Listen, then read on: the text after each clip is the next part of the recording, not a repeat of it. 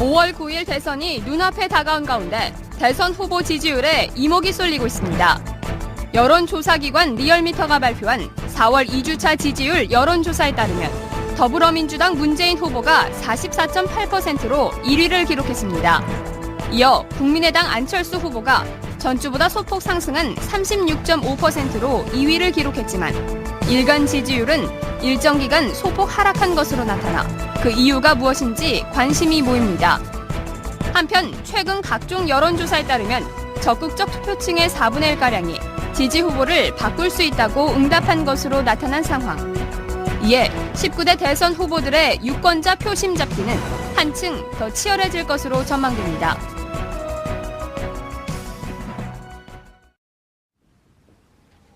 (4월 14일) 금요일 정봉주의 품격시대 두 번째 이슈 들어가겠습니다. 19대 대선이 25일 앞으로 다가오자 혼전 양상을 달리던 지지율 추이도 어느 정도 안착되는 양상입니다. 매주 금요일마다 주요 여론조사 결과를 통해 대선 판도를 분석해보는 시간을 갖고 있는데요. 전문가 세 분 모시고 말씀 나눠보도록 하겠습니다. 김대현 주간조선 기자 계속 자리 잡고 계시고요. 여론조사 전문가예요? 아니, 여론조사 전문가 두 분 나와 계시지 않습니까? 예, 두 분과 한 명의 기자 이렇게 할게요, 다음부터. 알겠습니다. 세 명의 전문가 그러니까 좀 양심이 걸리는데. 자, 그럼 박시영 윈즈코리아 컨설팅 부대표 나오셨습니다. 네, 반갑습니다. 예, 이택수 회사가 어디죠? 리얼미터입니다. 예, 왜 목소리 까세요, 근데? 자, 어디 갔어요, 이게? 예. 이택수 리얼미터 대표 자리하셨습니다. 네, 안녕하세요. 요즘 리얼미터가 좀 뜨고 있어요, 여론조사 기관으로. 비교적 객관적이고 정확하다. 이런 평이 좀 돌던데요.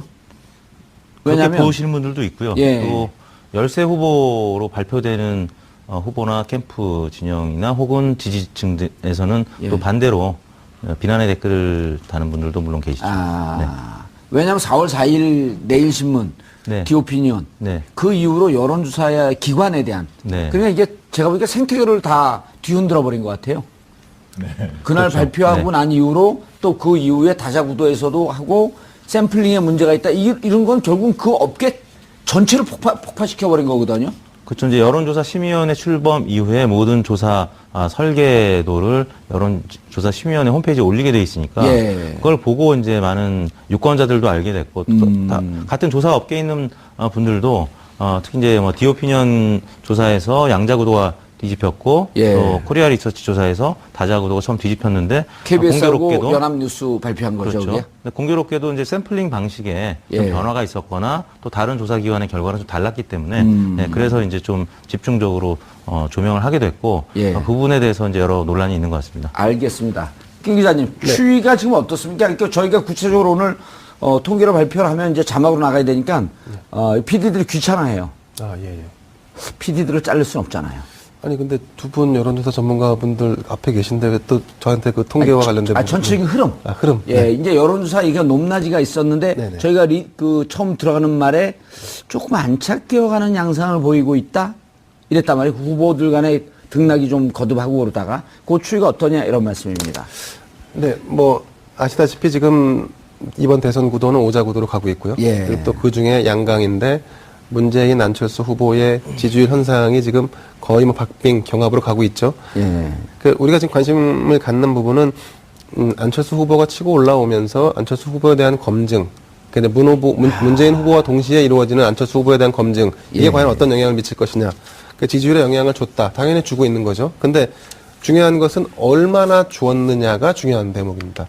지지율 추세를 정체시킨 정도이냐, 아니면 지지율을 다시 하강 국면으로 이끌 수 있는 정도로 영향을 주고 있느냐. 검증의 국면이. 네. 지금 현재로서는 그냥 상승세가 멈춘 정도로 해석하는 게 맞을 것 같은데, 지금 이제 이게 조금 더 반복되면, 오늘도 이제 아시겠지만 안철수 후보의 부인인 김미경 교수가 그 사적으로 안철수 의원의 보좌관들을 사적인 일을 시켰다라고 하는 부분은 사과를 했습니다. 어제 JTBC 보도 검증 방송에 대해서. 건데요, 진짜. 네.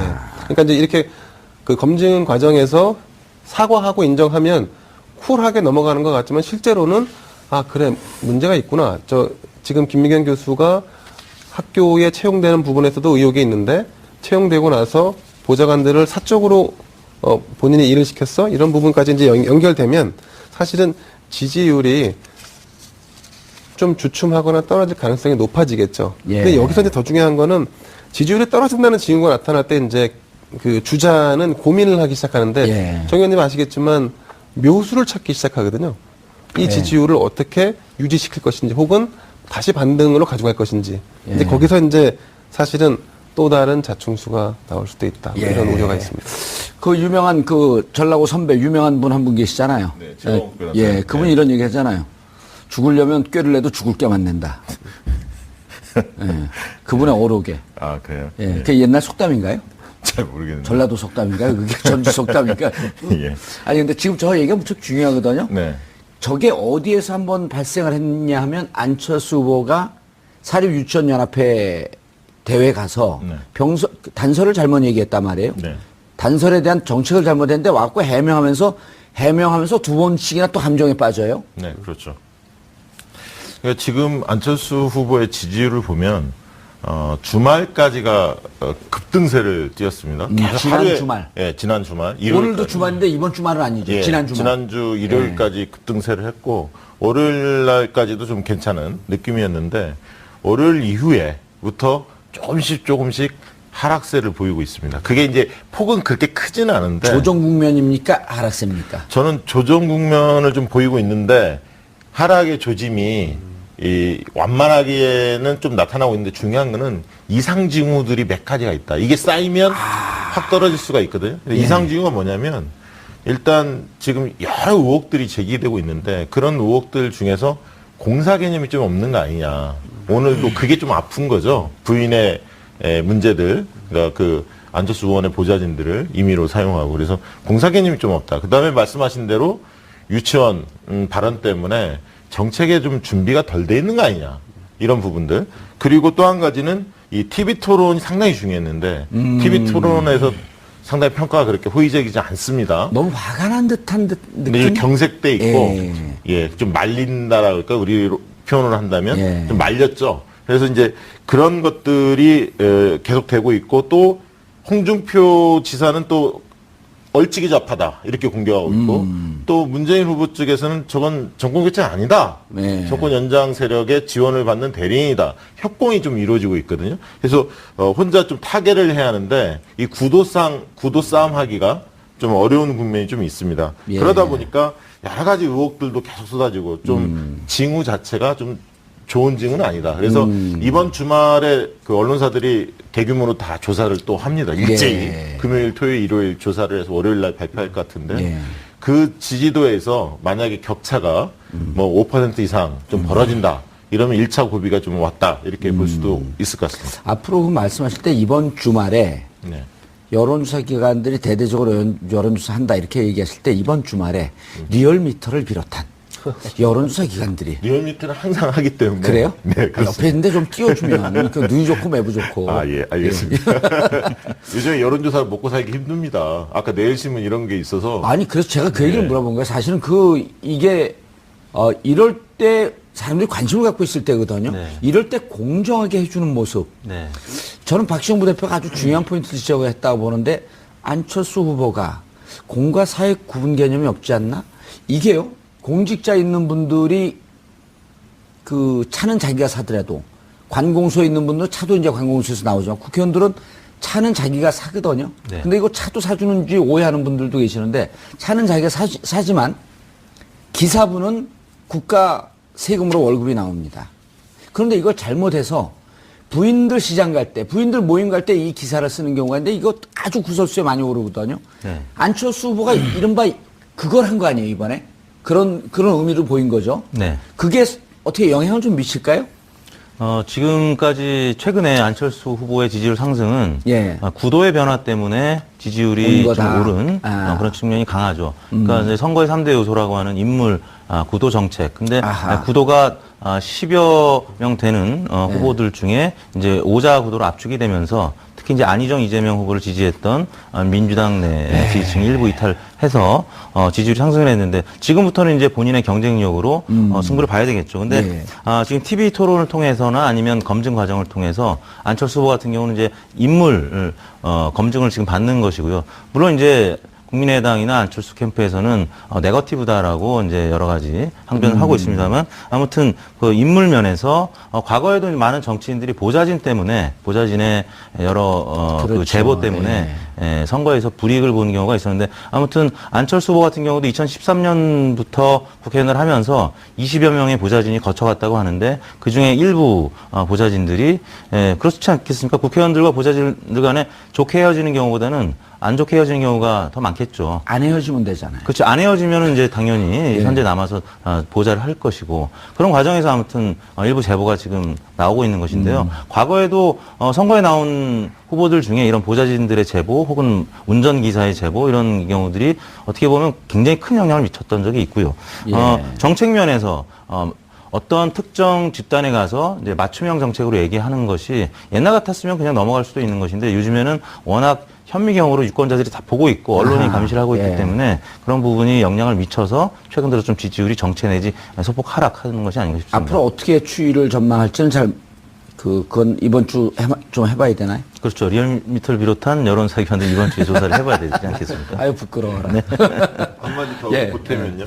그 안철수 후보는 인물의 우위, 유능함, 그걸 미래 강조했죠. 이 부분을 가지고 사실 돌파를 해야 하거든요. 왜냐하면 정당, 세력 이 부분에 대해서 문재인 후보에 비해서 약하지 않습니까? 정당도 40석 규모고 그래, 40석 집권 경험이 없고 국민의당이 만들어진 지 2년밖에 안 됐습니다. 그렇기 때문에 민주당에 비해서는 아무래도 여러 가지 불안한 요소가 있죠.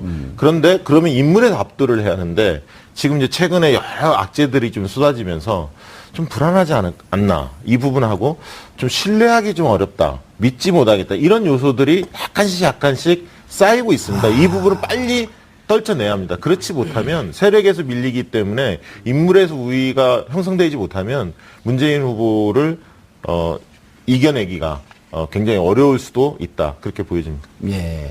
그런데 네. 제가 아까 이제 그 문제는 그 답변을 안 하고 그 이제 다른 전체 큰 틀에서 얘기하다가 넘어갔는데 김미경 교수 그러니까 안철수 의원의 부인이 이제 이게 이제 지금 뭐 특정 후보에 대해서 문제 제기하는 건 아니고 이제 지금 가장 국민들 관심이 모여져 있으니까 2011년이죠 서울대 교수로 채용될 당시에 의대 교수 채용 계획은 4월 중순쯤에 발표할 계획이었는데 이분은 그 3월 중에 미리 신청을 했다 이런 겁니다. 그러니까 많은 분들이 안철수 후보가 서울대 융합대학원 대학원장으로 가면서 1+1 끼워넣기로 이렇게 들어간 거 아니냐 그러면서 여기서 제기하고 있는 문제 제기는 공과 사를 너무 구분 못하는 거 아니냐. 그런데 이번에 보좌관들 얘기가 또 나왔단 말이에요. 네. 그런 게 이미지를 만들어 나가는데 인물의 경쟁력을 만들어 나가는데 좀 악재가 아니겠느냐 이런 그 문제 제기거든요. 그렇습니다. 안철수 후보를 지지하는 분들한테 안철수 후보를 왜 지지했는지 물어봤더니 사실 도덕성, 깨끗한 면이 문재인 후보보다도 높게 나왔었습니다. 현재까지는 안철수 후보가 최근까지는 이제 선두가 아니고 이제 쫓아가는 형국이었기 때문에 안철수 후보에 대한 도덕성 검증은 그다지 뭐 언론에서나 다른 후보 중에서 없었는데 최근 들어서 이제 막 이런 개인과 관련된 도덕성 검증 이야기가 나오니까 지지율이 소폭 지금 정체 내지 하락하고 있는 것은 분명한 사실이고요. 앞으로도 일부 조사 기관에서는 안철수 후보의 양자 대결 구도에서 뭐 오차범위내 박빙 리드가 나오는 조사도 있었기 때문에 문재인 후보 캠프나 아니면 당장 3위에서 지금 안철수 후보를 쫓고 있는 홍준표 후보나 한국당 입장에서는 본격적인 나쁘게 얘기하면 네거티브고 좋게 얘기하면 검증이 시작될 것인데요. 모두 말씀드린 것처럼 도덕성을 이유로 지지했던 분들이 꽤 많았기 때문에 좀 이 부분과 관련해서는 악영향을 미칠 가능성 분명히 보입니다. 김대현 기자님이 얘기하셨나요? 내로남불?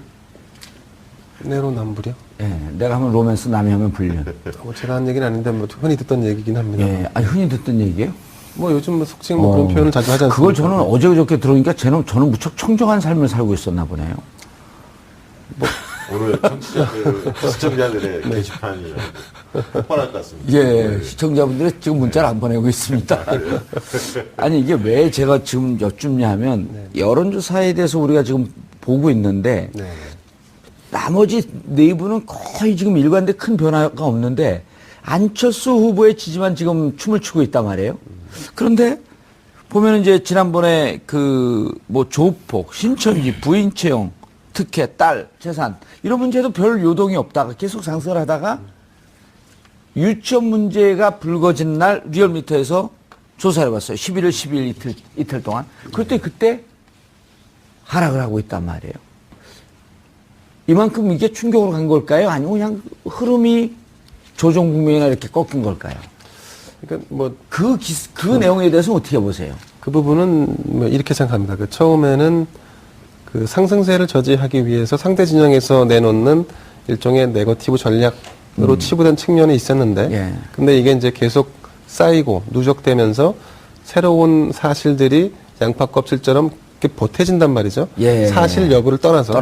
예. 그러다 보니까 유권자의 인식이 부정적으로 바뀌게 되고 부정적으로 바뀌면 누적된 그게, 것이다. 예, 그게 이제 서서히 그 표심으로 이어져서 이제 지지율이라든가 이런 조사에 반영되는 게 아닌가라고 생각을 하는데, 근데 그럼 이제 상대적으로 그럼 문재인 후보도 거의 비슷한 뭐 아들이면 아들 문제, 뭐 부인이면 부인 문제 거의 비슷한 그 주제로 해서 검증이 이루어지는데 거기는 왜 안 떨어지고 왜 안철수냐? 그렇죠. 예. 근데 이제 안철수 후보가 과거에 검증을 받은 적이 이렇다 할 검증을 받은 적이 없었기 때문에 측면도 있을 거고, 그리고 우리가 지금 누누이 강조하지만 이제 여기 이제 전문가분들도 나와 계시지만 안철수 후보가 가지고 있는 지지율이라는 것은 그 반기문, 황교안, 그 다음에 안희정을 거쳐온 사실은 이게 이제 혹자들이 이렇게 얘기하죠. 이게 안희정의 표를 누가 가져갈 민주당 경선이 끝나고 난 뒤에 안희정의 표를 어떻게 가져갈 것이냐, 문재인이 어떻게 흡수할 것이냐라고 이제 주제를 던지고 거기에 대한 대화를 하는데, 제가 볼 땐 그건 원래 안희정의 표가 아니었죠. 안희정의 그렇죠. 표는 예. 사실은 1월 말 2월 1일 그 당시 현재로 볼 때 4% 5%였죠. 그것이 반기문 총장이 그만두면서 한 20% 25%까지 올라갔던 건데, 예. 결국 이 유동하고 있는, 움직이고 있는 이 표심, 그러니까 안정적이지 않고 고착화된 지지율이 아니라는 측면에서 사실은 이런 네거티브나 검증의 프레임에 빠지게 되면 안철수 후보가 상대적으로 더 약할 수밖에 없는 부분인 거죠. 야, 제가 아까 여론조사 전문가 아니라고 한 걸 좀 취소하고요. 여론조사 전문가는 아니지만 여론조사 해설 전문가. 감사합니다. 예. 오늘 저 임명장 준비해 주세요. 여론조사 해설 전문가 임명장 드리게.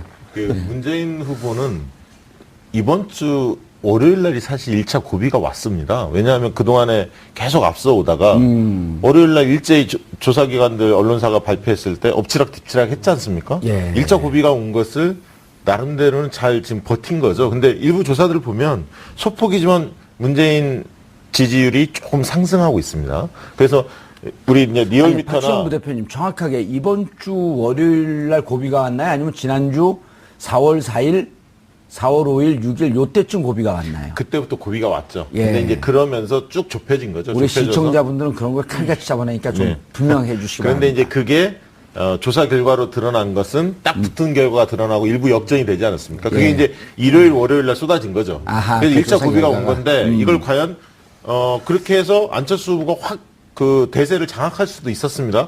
왜냐하면 상승 추세였기 때문에 예. 완전히 넘어설 수도 있었는데 안철수 후보 쪽은 악재가 계속 터졌던 거고, 상대적으로 문재인 후보 쪽은 제가 볼 때는 토요일, 일요일 날 언론사들 19개 언론사 인터뷰를 했다고 그래요. 그게 일요일, 월요일 날 집중적으로 나옵니다. 그러면서 문재인 후보가 정권 연장에 대한 이 구도에 대해서 명확히 얘기했고, 안철수 후보가 집권했을 때 40서로 과연 안정적 국정운이 되겠느냐, 이 부분을 방어막을 쳤는데, 그게 이제 언론에 집중적으로 나오면 사실은 동요할 수 있는 캠프의 동요를 좀 차단했고요. 나름대로 이제 그 뒤에 도시재생이라든가 통신비나 이런 정책적인 행보를 좀 가져갔던 게 상대적으로 이제 문재인, 안철수 두 후보를 모두 좋아하는 호감층이 꽤 많습니다. 그게 거의 그래요? 20% 넘습니다. 어허. 실제로는. 그 호감층 중에서 문재인을 좋아하는 사람도 있고 상대적으로 안철수를 예. 지지하는 사람도 있는 겁니다. 둘 다 좋아하긴 하지만 지지 패턴이 달랐는데, 그들의 표심이 최근에 이런 여러 가지 악재들을 보면서 문재인 쪽으로 조금 더 기울어지고 있는 거 아닌가. 저는 좀 그렇게 보고 있습니다. 문재인은 수성안고 좀 정책의 안정성을 보여주는 반면에 안철수 쪽에 이른바 이제 내검 공방, 네. 네거티브 검증 공방 네. 이거에 빠지면서 조금 흔들렸다. 네, 그렇습니다. 예. 그리고 두 명을 동시에 조하고 있었던 분들이 조금 더 문재인 쪽으로 쏠린 경향이 네, 그렇게 봅니다. 알겠습니다. 자, 뭐 어디 카톡 하세요? 아닙니다. 예, 다른 조사 보고 조사기관의 결과를 좀 다른 면밀히 조사기관에요? 예, 면밀히 분석하고 있었습니다. 예. 쉴 때 열심히 그냥 보고 공부해야죠. 있는 거죠, 뭐 분석이에요. 네네. 이분 얘기를 들어야죠, 이분 얘기를. 네네. 들으면서 예. 보고 있었습니다. 자, 그런데 저희가 이제 궁금한 포인트가 있어요. 지금 네. 이제 약간 문재인 후보가 소폭이지만 상승하고 있고 안철수는 조금씩 꺾어지고 있다라고 하는데 이제 대선에서 다자구도에서 40% 고지에 올라가는 것. 예를 들어 갖고 이게 50% 넘는 경우가 1대1 구도면 50% 넘어야 되겠지만 다자구도면 40% 정도면은 거의 안착된 것이다. 이렇게 볼 수 있는데 그 시점이 올 것 같습니까? 40% 선을 얘기하시는 겁니까? 아니면 50% 선? 40%입니다. 지금 오늘 발표된 한국갤럽조사도 40%, 지난주 대비 2%포인트 올랐습니다. 문재인 후보의 경우에. 그 다음에 어제 발표된 저희 리얼미터 조사 결과도 44.8%. 몇 프로? 44.8%. 왜 이렇게 높죠, 거기는? 그 다음에 어제죠. 아마 프레시안하고 리서치비가 발표한 것도 오늘입니까? 46%. 그래서 문재인 후보가 지금 어제 오늘 발표된 이 세 기관만 보면 공히 40%를 넘었습니다. 넘어갔다. 전화 면접 조사로만 하는 갤럽에서도 넘었기 때문에 예. 실적으로 이제 항상 문재인 후보 캠프에서 불만이 왜 우리만 계속 박스권에 갇혔다는 얘기를 하느냐. 근데 우리는 박스권 아니다. 지금 40% 넘었다라고 지금 문재인 캠프에서는 주장을 하는 건데요. 예. 일단은 이 추세가 대략 후보가 이쪽 또 문재인 캠프에서도 이 구도가 정리가 되면서 40% 선을 넘어섰기 때문에 또 예. 여러 군데서 넘어섰기 때문에 계속 이 추세는 이어질 가능성이 있고 무엇보다 지금 정당 지지율이 민주당이 40% 넘기 때문에 예. 그 정도는 계속 이어지지 않을까 싶습니다. 알겠습니다. 방금 말씀하실 네. 때 생소한 용어를 썼어요. 우리 시청자분들이 보기에. 네.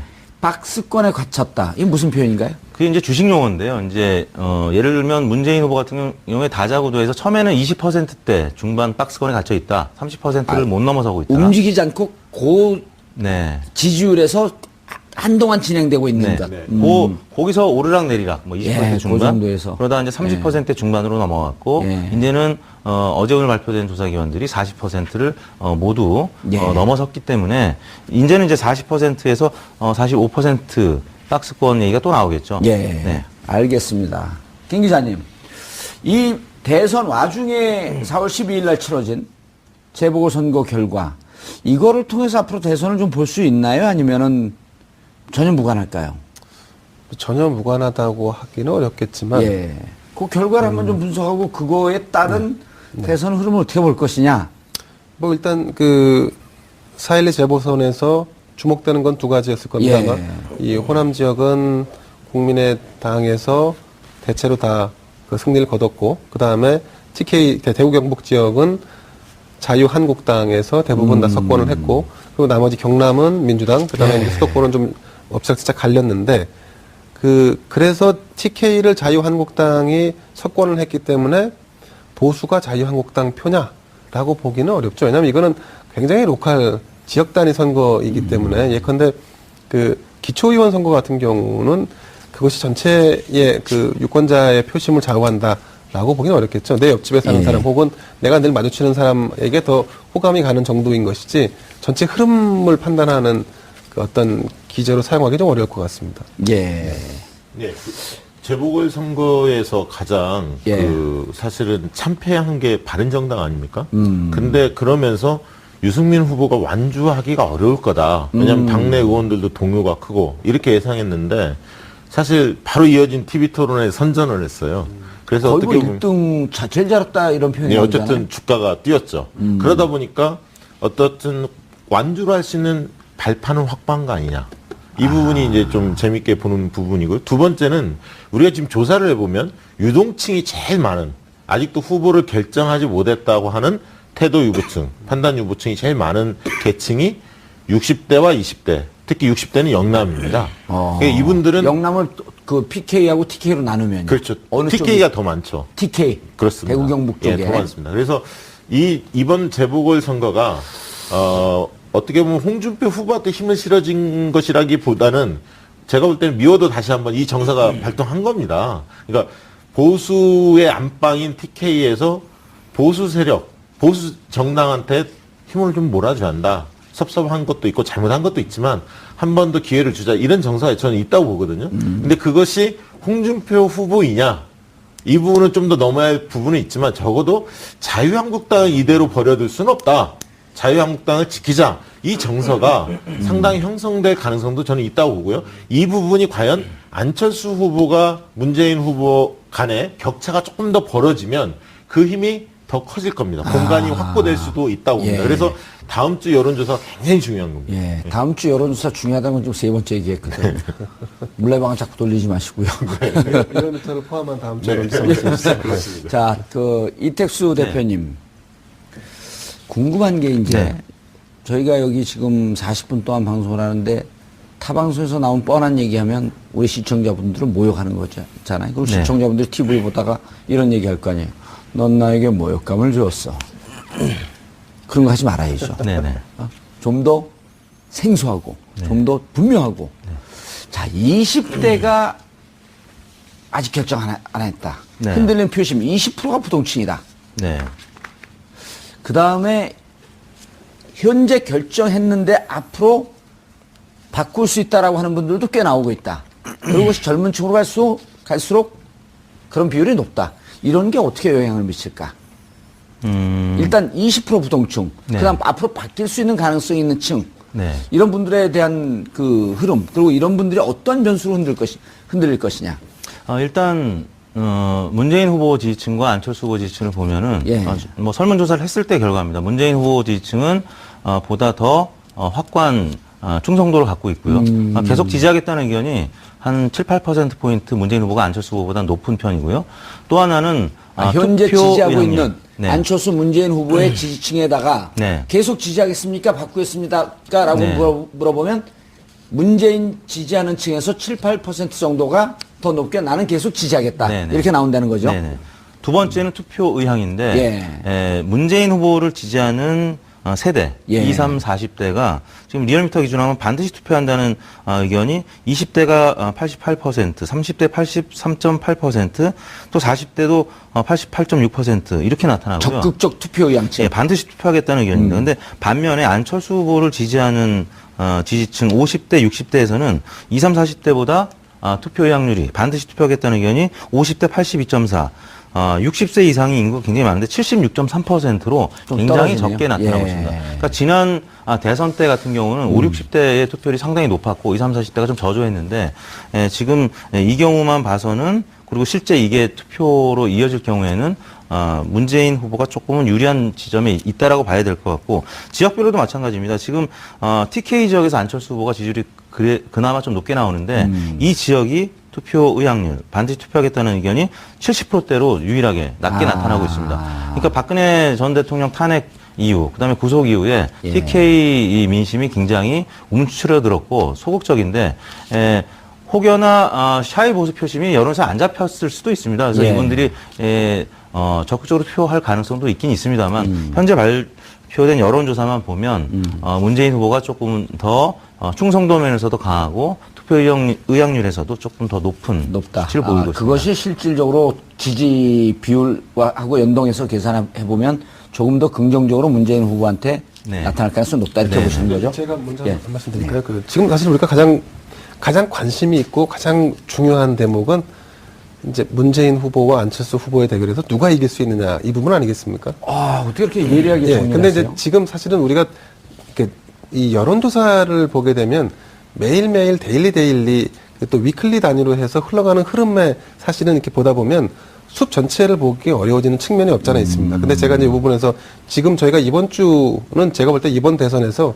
가장 중요한 변곡점을 저희가 지나고 있습니다. 사실은. 그러니까 지난 뒤에는 알겠지만 지금 지나기 전에 느끼지 못하는데 왜냐하면 안철수 후보가 문재인 후보를 꺾을 수 있는 그러니까 이른바 골든 크로스를 하면서 치고 올라갈 수 있는 사실 절호의 기회였습니다. 그런데 이제 이후에는 어떻게 되냐면 후보 등록을 하게 되고 후보 등록을 하게 돼서 향후 5월 초까지 진행되는 그 TV 토론에 다 참석한다고 하면 본격적인 선거운동 시작하는 그럼요. 기간. 그러면 네. 이제 그러면 그야말로 이 한 번 치고 올라갈 수 있는 극적인 드라마의 기회가 다시 올 수 있느냐의 부분.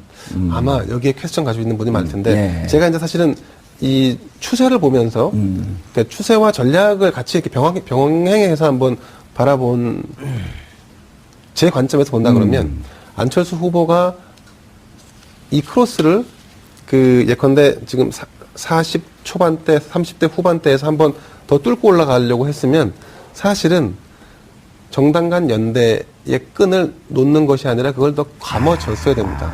그래서 이런 강력한 이벤트와 동력을 가지고 예를 들면인데 영남과 호남이 다시 하나로 뭉쳐서 정말로 40석이 아니라 그 이 두 당이 합치면 그냥 산술적으로는 80석인데 예. 근데 두 당이 합쳐서 힘을 낼 경우에는 기존 자유한국당이나 민주당에서 또 흡수되는 측면이 있기 때문에 이게 단순히 80석이 아니란 말이죠. 그럼 이제 선거를 완전히 내 페이스로 가져갈 수 있는 절호의 찬스의 변곡점이 사실은 지나고 있다라고 우리가 좀 볼 필요가 있을 것 정당 같습니다. 연대를 놓친 것이 좀 패착일 수 있겠다. 그렇죠. 이제 앞으로는 예. 그 기회가 다시 오기 어렵다는 거죠. 알겠습니다.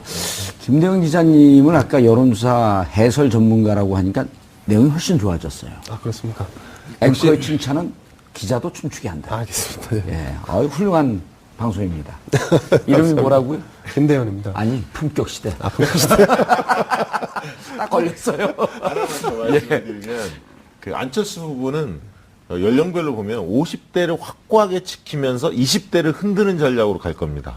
그러니까 지금 20대가 아까 부동층이 좀 많다고 하지 않았습니까? 예. 이번 대선에서 50대는 적극적인 지지층이니까 움켜쥐고. 그렇습니다. 그다음 20대를 흔드는 전략. 예, 그렇게 가려고 할 겁니다. 세대를 통합하려고 하는 전략. 왜냐하면 5, 60대는 앞서고 있기 때문에 예. 50대를 확실히 굳히면서 20대를 흔드는 전략으로 할 거고 거꾸로 반대로 문재인 후보는 20대를 확고하게 다지고 그 다음에 50대를 공략하는 쪽으로 갑니다.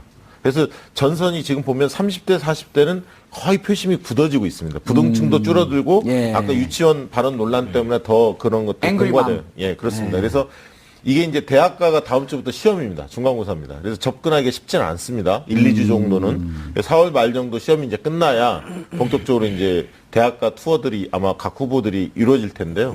그래서 20대 표심이 굉장히 중요하고요.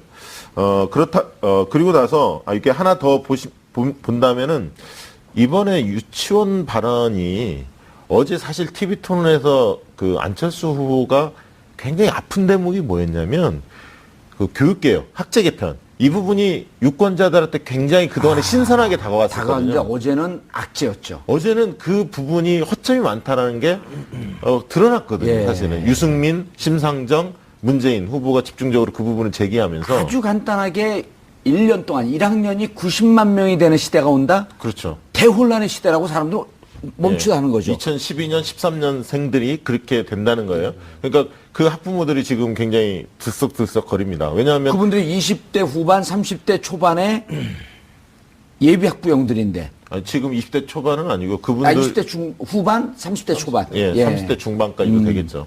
그래서 이 부분이 그리고 또 한 가지는 뭐냐면 4차 산업혁명의 한 축을 교육 개혁을 얘기를 했었거든요. 근데 예. 교육이 흔들리면 4차 산업혁명에 대한 강점 요소 또한 흔들릴 소지가 있기 때문에 예. 이 부분을 안철수 후보 쪽에서는 빨리 이 부분에 대한 명쾌하게 해명을 아니면 그 부분들을 설득할 수 있는 논리를 좀 개발할 필요가 있어 예, 보입니다. 알겠습니다. 이택수 대표님, 다음 주에 이제 그 뭐 계속 말씀을 이어가겠는데, 네. 이번에 2007년도에 대통령 선거 그 투표율이 낮았고요. 12년도에 높았고, 자, 이번에는 처음 하는 보궐선거 아닙니까? 네. 어느 정도 예상하고 그게 미칠 영향을 좀 간단하게 다음 주 들어가는 것의 맛배기 정도. 지난 대선 투표율이 75%, 예. 75.8이었죠. 예. 이번 대선은 이제 워낙 또 박빙 승부가 예상이 되기 때문에. 공휴일이 아니잖아요, 근데. 네. 그리고 예. 8시까지 이 투표가 진행된다는 점에서 70% 중반 이상은 할 것 같습니다. 그리고 높게 보시네요. 네. 그 계속 전에 박빙이 만약에 그 전에 이루어질 연휴가 경우에는 있고 9일까지 임시 공휴일로 잡는 학교들이 많다라고 지금 이제 보도가 나오고 있는 거 아닙니까? 근데 지금 현재 상황으로는 누가 될지 여전히 가늠하기 어려운 상황이기 때문에 내 표가 사표가 되지 않을 것이다라고 하면 내가 뽑는 사람이 될 가능성이 있다라고 하면 투표장에 나갈 가능성이 좀 높다고 보고요. 예. 최소 75% 이상은 될 거라고 저는 생각합니다. 예, 그게 뭐 누구한테 영향이 더 긍정적이고 부정적이고 이런 건 지금은 가늠이 안 되는 거죠. 그렇죠. 투표율과 뭐 그 진보 보수 간의 뭐 유불리는 지난 대선 지나면서 좀 사실 가늠하기가 어려운 상황이 됐습니다. 중소기업 영세 규모인데 임시공휴일로 지정을 해도 안 쉴 텐데요. 그런 건 영향이 어떨까요? 뭐 출퇴근길에 대선이니까 뭐 총선이나 지방선거의 경우에는 모르겠는데 대선이니까 투표를 많이들 하지 않을까 싶습니다. 네, 저도 뭐 77%, 77에서 지난번보다 78, 높게. 한 2% 정도는 더 올라가지 않을까 예. 그렇게 예상하고 있습니다. 발언할 기회가 있다면 저는 그때 예년- 발언하는 게 좋아요. 네, 그렇게 저는 서울 깔지 말고. 예년보다 더 떨어질 것이다라고 봅니다. 75%보다. 네, 그렇습니다. 저도 좀 그렇게 보이는데. 왜냐하면 뭐 지금 이제 시간이 없기 때문에 네. 어쨌든 그 예측만 하는 걸로 예, 하겠습니다. 네. 다음 주에 맞아 얘기를 하면 되니까. 알겠습니다. 네. 알겠습니다. 대통령 선거 이제 코앞으로 다가오고 있습니다. 다음 주서부터 이제 본격적으로 대선 선거 운동이 시작이 됩니다. 자, 시민의 방송 TBS TV는 세월호 참사 3주기를 맞아 세월호 다큐멘터리 시리즈를 방송합니다. 오늘 밤 9시 30분 그리고 참사 3주기인 16일에는 오후 5시서부터 방송됩니다. 시청자 여러분의 많은 시청 부탁드리겠습니다. 자, 그리고 저희가 촛불 문화제가 있을 때 강화문에서 여러 차례 생방송을 진행했었습니다. 이번에 세월호 3주기를 맞이해서 광화문 현장에서 역시 특집 공개 방송을 진행합니다.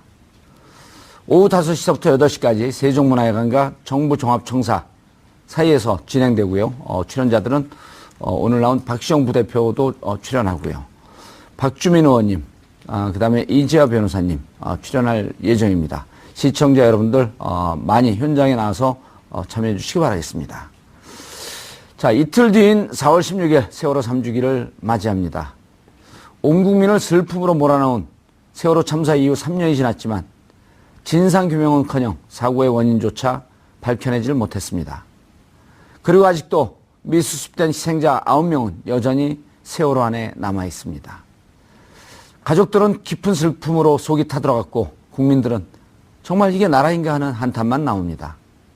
5월 9일 새롭게 출범하는 대한민국에서는 진실이 규명됐으면 하는 바람입니다.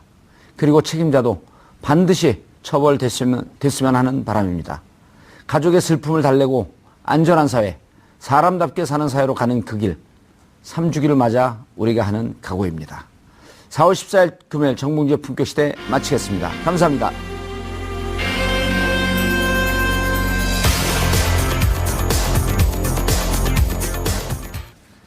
유치원 문제가 불거진 날 리얼미터에서 조사를 해봤어요. 11월 12일 이틀 동안. 그때 하락을 하고 있단 말이에요. 이만큼 이게 충격으로 간 걸까요? 아니면 그냥 흐름이 조정국면이나 이렇게 꺾인 걸까요? 그러니까 뭐 그 내용에 대해서 어떻게 보세요? 그 부분은 뭐 이렇게 생각합니다. 그 처음에는 그 상승세를 저지하기 위해서 상대 진영에서 내놓는 일종의 네거티브 전략으로 치부된 측면이 있었는데, 예. 근데 이게 이제 계속 쌓이고 누적되면서 새로운 사실들이 양파 껍질처럼 이렇게 보태진단 말이죠. 예. 사실 여부를 떠나서. 예. 그러다 보니까 유권자의 인식이 부정적으로 바뀌게 되고, 부정적으로 바뀌면 누적된 그게, 것이다. 예, 그게 이제 서서히 그 표심으로 이어져서 이제 지지율이라든가 이런 조사에 반영되는 게 아닌가라고 생각을 하는데, 근데 그럼 이제 상대적으로 그럼 문재인 후보도 거의 비슷한 뭐 아들이면 아들 문제, 뭐 부인이면 부인 문제 거의 비슷한 그 주제로 해서 검증이 이루어지는데 거기는 왜 안 떨어지고 왜 안철수냐? 그렇죠. 예. 근데 이제 안철수 후보가 과거에 검증을 받은 적이 이렇다 할 검증을 받은 적이 없었기 때문에 측면도 있을 거고, 그리고 우리가 지금 누누이 강조하지만 이제 여기 이제 전문가분들도 나와 계시지만 안철수 후보가 가지고 있는 지지율이라는 것은 그 반기문, 황교안, 그 다음에 안희정을 거쳐온 사실은 이게 이제 혹자들이 이렇게 얘기하죠. 이게 안희정의 표를 누가 가지고 민주당 경선이 끝나고 난 뒤에 안희정의 표를 어떻게 가져갈 것이냐, 문재인이 어떻게 흡수할 것이냐라고 이제 주제를 던지고 거기에 대한 대화를 하는데 제가 볼 땐 그건 원래 안희정의 표가 아니었죠. 안희정의 그렇죠. 표는 예. 사실은 1월 말 2월 1일 그 당시 현재로 볼 때 4% 5%였죠. 그것이 안기부 총장이 그만두면서 한 20% 25%까지 올라갔던 건데 예. 결국 이 유동하고 있는 움직이고 있는 이 표심 그러니까 안정적이지 않고 고착화된 지지율이 아니라는 측면에서 사실은 이런 네거티브나 검증의 프레임에 빠지게 되면 안철수 후보가 상대적으로 더 약할 수밖에 없는 부분인 거죠. 야, 제가 아까 여론조사 전문가 아니라고 한 걸 좀 취소하고요. 여론조사 전문가는 아니지만 여론조사 해설 전문가. 감사합니다. 예. 오늘 저 임명장 준비해 주세요. 여론조사 해설 전문가 임명장 드리게.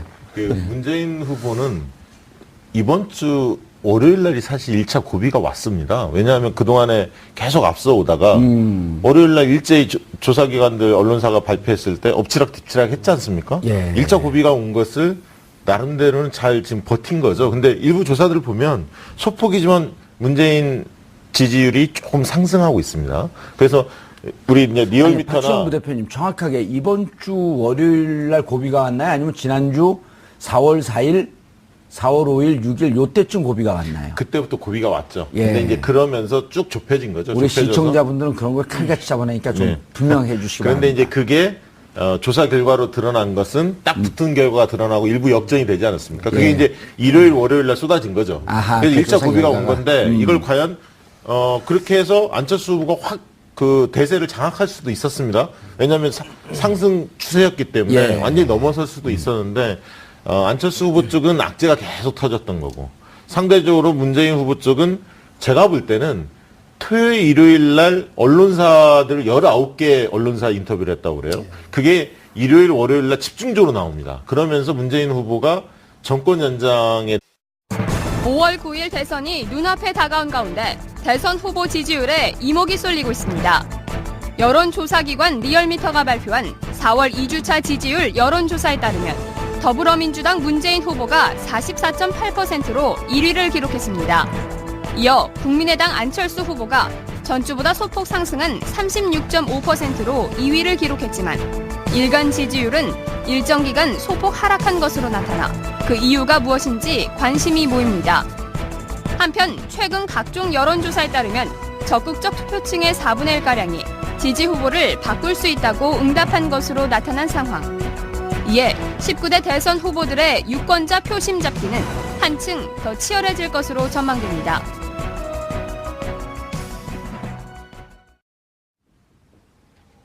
(4월 14일) 금요일 정봉주의 품격시대 두 번째 이슈 들어가겠습니다. 19대 대선이 25일 앞으로 다가오자 혼전 양상을 달리던 지지율 추이도 어느 정도 안착되는 양상입니다. 매주 금요일마다 주요 여론조사 결과를 통해 대선 판도를 분석해보는 시간을 갖고 있는데요. 전문가 세 분 모시고 말씀 나눠보도록 하겠습니다. 김대현 주간조선 기자 계속 자리 잡고 계시고요. 여론조사 전문가예요?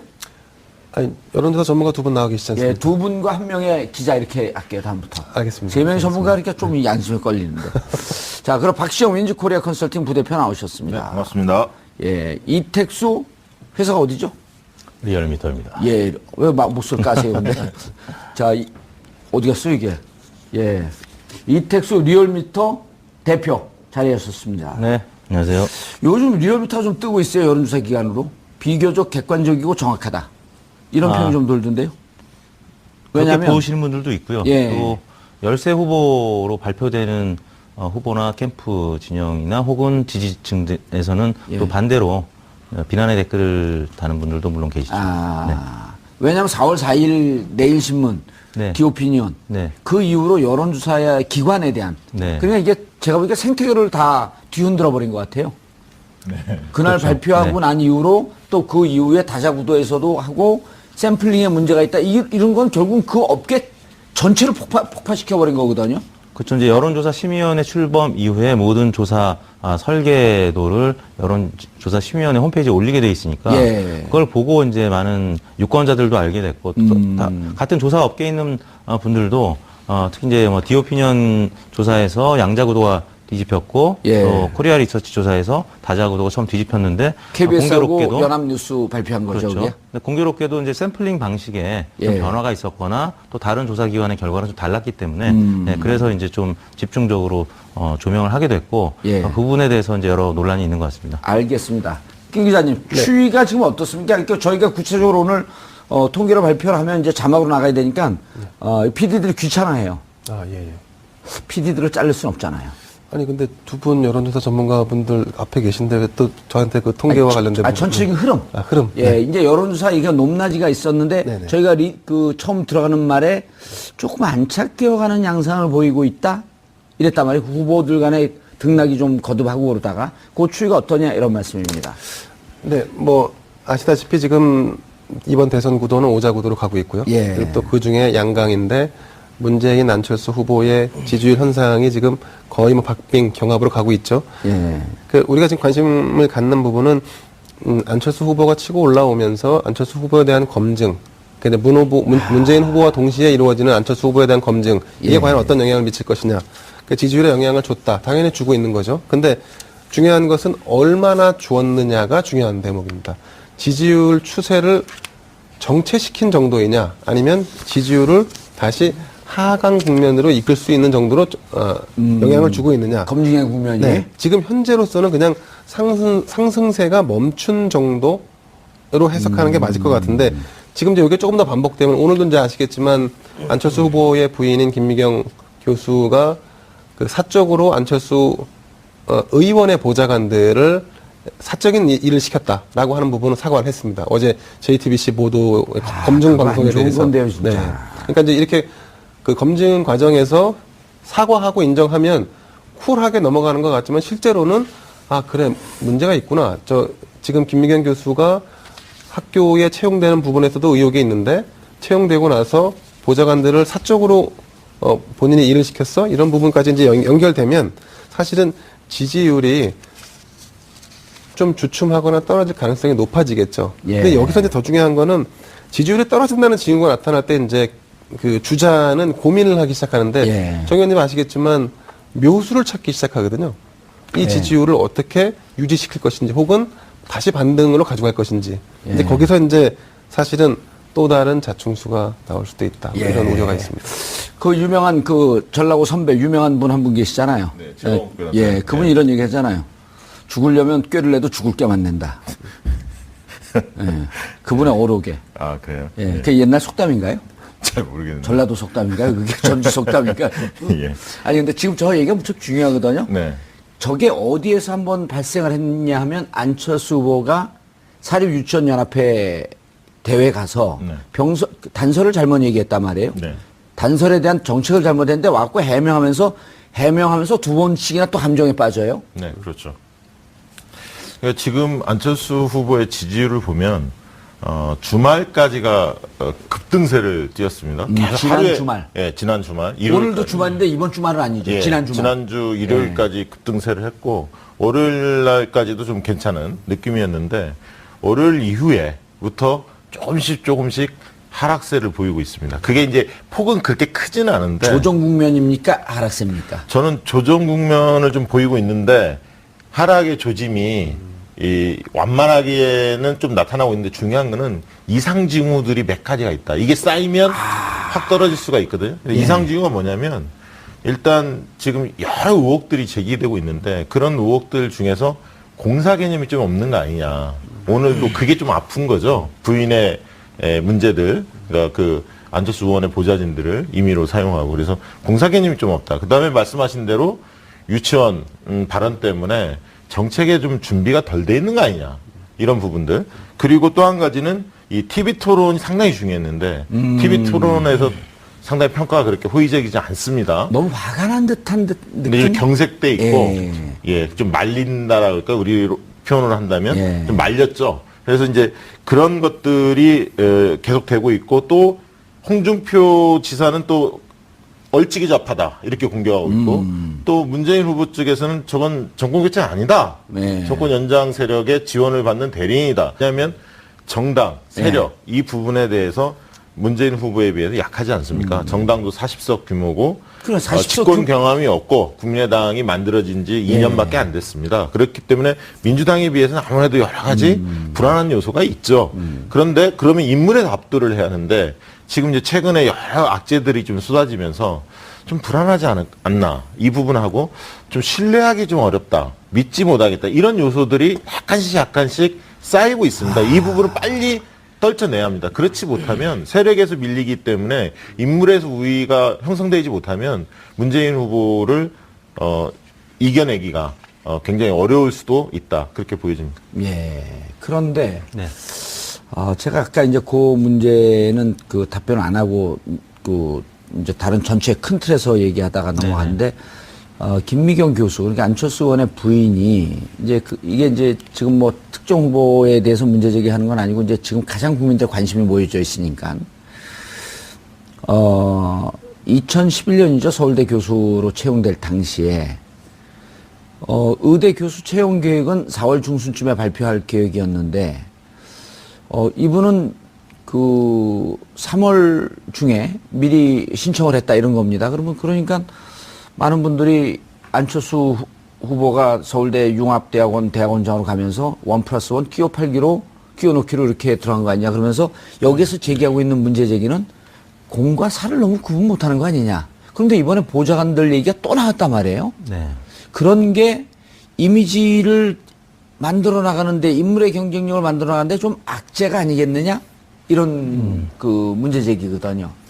그렇습니다. 안철수 후보를 지지하는 분들한테 예. 안철수 후보를 왜 지지했는지 물어봤더니 사실 도덕성, 깨끗한 면이 문재인 후보보다도 높게 나왔었습니다. 현재까지는 안철수 후보가 최근까지는 이제 선두가 아니고 이제 쫓아가는 형국이었기 때문에 안철수 후보에 대한 도덕성 검증은 그다지 뭐 언론에서나 다른 후보 중에서 없었는데 최근 들어서 이제 막 이런 개인과 관련된 도덕성 검증 이야기가 나오니까 예. 지지율이 소폭 지금 정체 내지 하락하고 있는 것은 분명한 사실이고요. 앞으로도 일부 조사 기관에서는 안철수 후보의 양자 대결 구도에서 뭐 오차범위내 박빙 리드가 나오는 조사도 있었기 때문에 예. 문재인 후보 캠프나 아니면 당장 3위에서 지금 안철수 후보를 쫓고 있는 홍준표 후보나 한국당 입장에서는 예. 본격적인 나쁘게 얘기하면 네거티브고 좋게 얘기하면 검증이 예. 시작될 것인데요. 모두 말씀드린 것처럼 도덕성을 이유로 지지했던 분들이 꽤 많았기 때문에 좀 이 부분과 관련해서는 악영향을 미칠 가능성 분명히 보입니다. 예. 김대현 기자님이 얘기하셨나요? 내로남불? 내로남불이요? 예. 내가 하면 로맨스, 남이 하면 불륜. 뭐 제가 한 얘기는 아닌데 뭐 흔히 듣던 얘기긴 합니다. 예. 아니, 흔히 듣던 얘기예요? 뭐 요즘 뭐 속칭 뭐 그런 표현을 자주 하지 않습니까? 그걸 저는 어제 그저께 들으니까 저는 무척 청정한 삶을 살고 있었나 보네요. 오늘 시청자들의 게시판이 폭발할 것 같습니다. 예, 시청자분들이 지금 문자를 안 보내고 있습니다. 아니, 이게 왜 제가 지금 여쭙냐 하면 여론조사에 대해서 우리가 지금 보고 있는데 네. 나머지 내부는 거의 지금 일관돼 큰 변화가 없는데 안철수 후보의 지지만 지금 춤을 추고 있단 말이에요. 그런데 보면 이제 지난번에 그 뭐 조폭, 신천지, 부인 채용, 특혜, 딸, 재산 이런 문제도 별 요동이 없다가 계속 상승을 하다가 협공이 좀 이루어지고 있거든요. 그래서 혼자 좀 타결을 해야 하는데 이 구도 싸움 하기가 좀 어려운 국면이 좀 있습니다. 예. 그러다 보니까 여러 가지 의혹들도 계속 쏟아지고 좀 징후 자체가 좀 좋은 징후는 아니다. 그래서 이번 주말에 그 언론사들이 대규모로 다 조사를 또 합니다. 일제히 예. 금요일, 토요일, 일요일 조사를 해서 월요일 날 발표할 것 같은데 예. 그 지지도에서 만약에 격차가 뭐 5% 이상 좀 벌어진다. 이러면 1차 고비가 좀 왔다. 이렇게 볼 수도 있을 것 같습니다. 앞으로 그 말씀하실 때 이번 주말에 네. 여론조사 기관들이 대대적으로 여론조사 한다 이렇게 얘기하실 때 이번 주말에 리얼미터를 비롯한 여론조사 기관들이 리얼미터는 항상 하기 때문에. 그래요? 네, 옆에 그렇습니다. 있는데 좀 띄워주면 그 눈이 좋고 매부 좋고. 아, 예, 알겠습니다. 요즘에 여론조사 먹고 살기 힘듭니다. 아까 내일신문 이런 게 있어서. 아니 그래서 제가 그 얘기를 네. 물어본 거예요. 사실은 이게 이럴 때 사람들이 관심을 갖고 있을 때거든요. 네. 이럴 때 공정하게 해주는 모습. 네. 저는 박시영 부대표가 아주 중요한 포인트를 지적했다고 보는데 안철수 후보가 공과 사의 구분 개념이 없지 않나? 이게요. 공직자 있는 분들이 그 차는 자기가 사더라도 관공서에 있는 분들 차도 이제 관공서에서 나오죠. 국회의원들은 차는 자기가 사거든요. 네. 근데 이거 차도 사주는지 오해하는 분들도 계시는데 차는 자기가 사지만 기사분은 국가 세금으로 월급이 나옵니다. 그런데 이걸 잘못해서 부인들 시장 갈 때, 부인들 모임 갈 때 이 기사를 쓰는 경우가 있는데 이거 아주 구설수에 많이 오르거든요. 네. 안철수 후보가 이른바 그걸 한 거 아니에요, 이번에? 그런 의미를 보인 거죠. 네. 그게 어떻게 영향을 좀 미칠까요? 지금까지 최근에 안철수 후보의 지지율 상승은 예. 구도의 변화 때문에 지지율이 온 좀 거다. 오른 그런 측면이 강하죠. 그러니까 이제 선거의 3대 요소라고 하는 인물, 구도 정책. 근데 아하. 구도가 10여 명 되는 후보들 중에 이제 오자 구도로 압축이 되면서 특히 이제 안희정, 이재명 후보를 지지했던 민주당 내 지지층이 일부 이탈해서 지지율이 상승을 했는데 지금부터는 이제 본인의 경쟁력으로 승부를 봐야 되겠죠. 근데 네. 지금 TV 토론을 통해서나 아니면 검증 과정을 통해서 안철수 후보 같은 경우는 이제 인물 검증을 지금 받는 것이고요. 물론 이제 국민의당이나 안철수 캠프에서는 네거티브다라고 이제 여러 가지 항변을 하고 있습니다만 아무튼 그 인물 면에서 과거에도 많은 정치인들이 보좌진의 여러 그 그렇죠. 제보 때문에 선거에서 불이익을 보는 경우가 있었는데 아무튼 안철수 후보 같은 경우도 2013년부터 국회의원을 하면서 20여 명의 보좌진이 거쳐갔다고 하는데 그중에 일부 보좌진들이 그렇지 않겠습니까? 국회의원들과 보좌진들 간에 좋게 헤어지는 경우보다는 안 좋게 헤어지는 경우가 더 많겠죠. 안 헤어지면 되잖아요. 그렇죠. 안 헤어지면은 이제 당연히 현재 남아서 보좌를 할 것이고 그런 과정에서 아무튼 일부 제보가 지금 나오고 있는 것인데요. 과거에도 선거에 나온 후보들 중에 이런 보좌진들의 제보 혹은 운전기사의 제보 이런 경우들이 어떻게 보면 굉장히 큰 영향을 미쳤던 적이 있고요. 예. 정책 면에서 어떤 특정 집단에 가서 이제 맞춤형 정책으로 얘기하는 것이 옛날 같았으면 그냥 넘어갈 수도 있는 것인데 요즘에는 워낙 현미경으로 유권자들이 다 보고 있고 언론이 아하, 감시를 하고 있기 예. 때문에 그런 부분이 영향을 미쳐서 최근 들어 좀 지지율이 정체 내지 소폭 하락하는 것이 아닌가 싶습니다. 앞으로 어떻게 추이를 전망할지는 그건 이번 주 좀 해봐야 되나요? 그렇죠. 리얼미터를 비롯한 여론사기관들 이번 주에 조사를 해봐야 되지 않겠습니까? 아유, 부끄러워라. 한마디 더 예. 보태면요. 그 안철수 후보는 인물의 우위, 예. 유능함, 그걸 미래 강조했죠. 이 부분을 가지고 사실 돌파를 해야 하거든요.